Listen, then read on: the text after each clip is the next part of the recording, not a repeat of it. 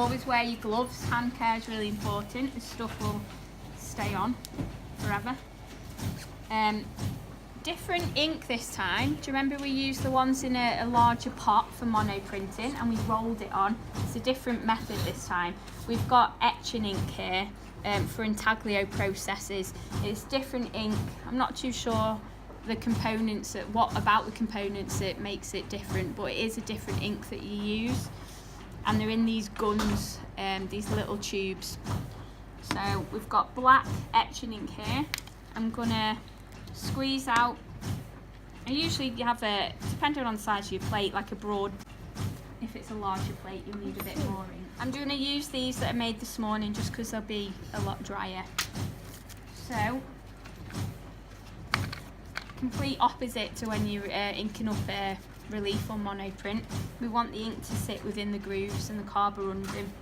So we have a little bit of card, grey board, a little offcut, or you can use squeegee rubber. Either or.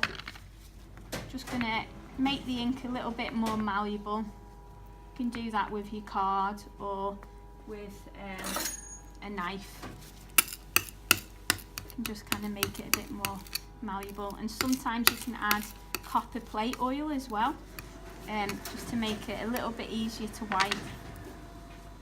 So we just take some ink on our bit of card, and we're just going to scrape it along, and this puts ink inside all the little marks and recesses. I'm going to cover the whole plate, and I'm going to be quite generous where the carborundum is, because that's going to instantly suck up all that ink like a sponge. You might find the first print that you create with carborundum on might not yield a really dense black, it might have little white bits in it. That's just because there isn't enough ink in the carborundum. But after about 2 goes, maybe 3, you'll start seeing some really rich, dense blacks. That's just what happens really when you print the first one, carborundum. And I'm going to print my metal plate as well, so I'm going to repeat the process.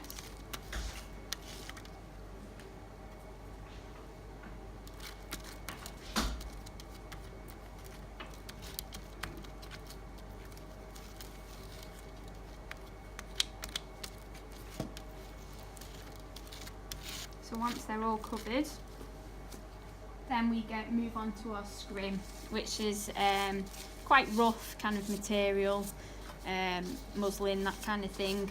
We bunch it all up to a nice soft pad, and this is going to push the ink in and take off any excess ink as well, because what we want to do is fill the lines and then polish up the surface so we get a range of greys and whites as well. Where the ink sits in the recesses, that's where it's going to print, and where the plate is polished and clean, it's going to print white on your plate. So in kind of circular movements, you can take off the excess ink, move it around, go back in, start to polish it up.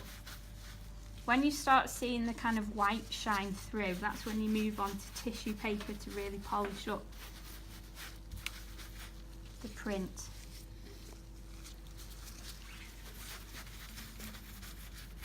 And when you're using see-through plates, it might get a little bit confusing because you can see the ink on the back of the plate and you don't know whether it's quite clean.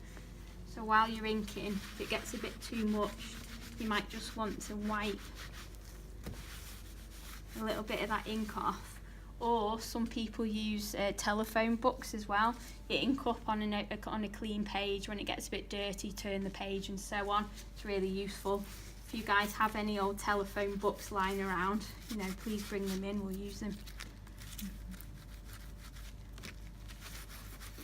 So when we get to this point, you can see some of the kind of white shining through. Move on to tissue paper.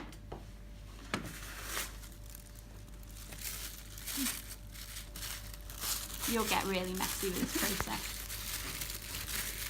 Every time you ink this up and print it, you're going to have to ink it up again to print another one. It won't print more than one image, this inking process. So you can imagine making an addition of a large number is going to take some time.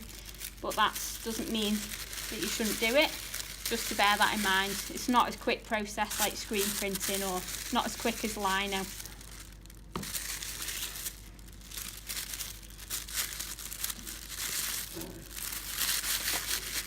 Just kind of clean the back a little bit so I can see what I'm doing. Once your tissue gets really mucky, put it to one side, get some new. All tissue, grey board, scrim that's completely saturated, put in the small fire bins. The rags that we clean the tables with and our plates, they go in the tall metal ones. You'll probably remember that from your health and safety. They come and get recycled.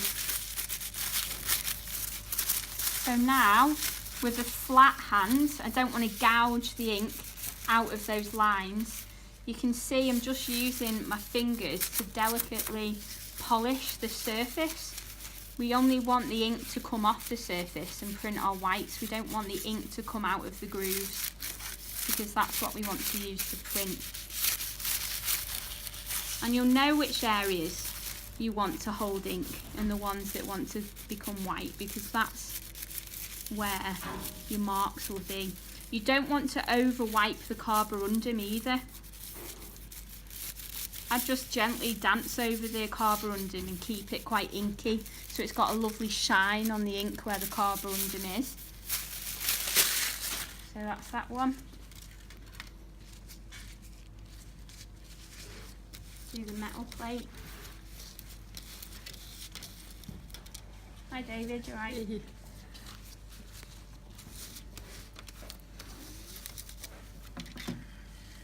What are you up to? Just after that plate that I made. Oh. Maybe It's on the windowsill. shove some ink in it.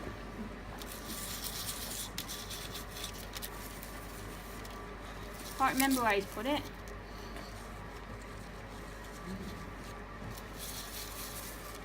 So some on the windowsill behind the hot plate.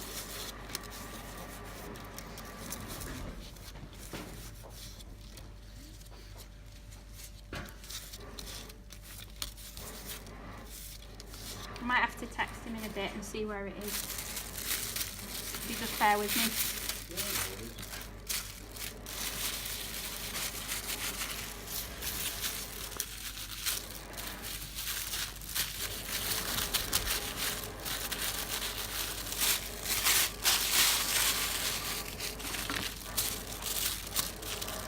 You know the tissue we use in the stack and the tissue we use when we're printing in the press? If we keep those and put them to one side, dry them out, we can use them for wiping, so we're not wasting tissue.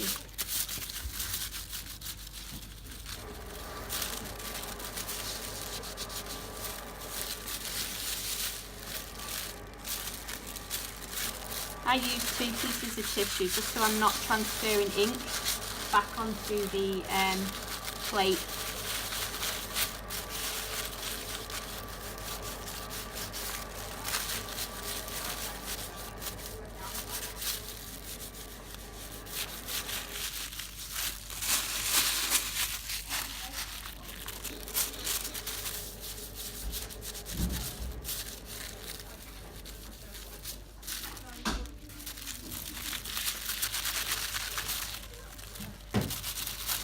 Okay, so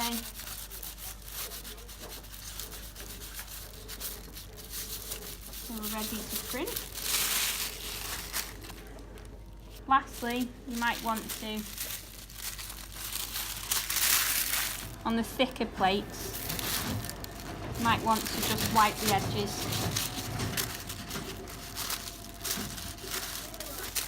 Also, you don't want too much ink on the underside.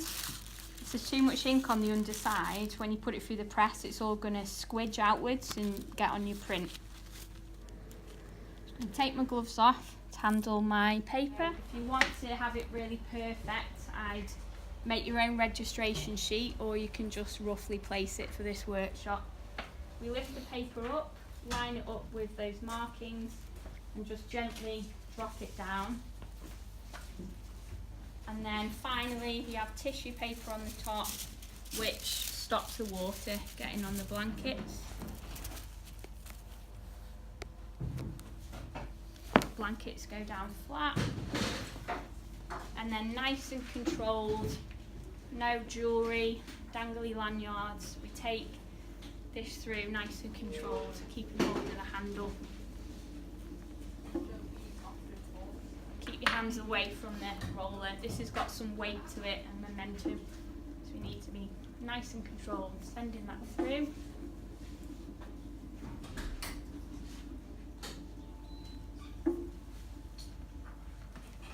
Okay, if you want to come round and have a look. So you can see the tone from the carborundum, the line from the needle. We've got the etching needle there of the stencil. Got some, what was that, wire wool, sandpaper. So you can see the difference in marks there. We've got the white of the paper where we've wiped the ink off. If you use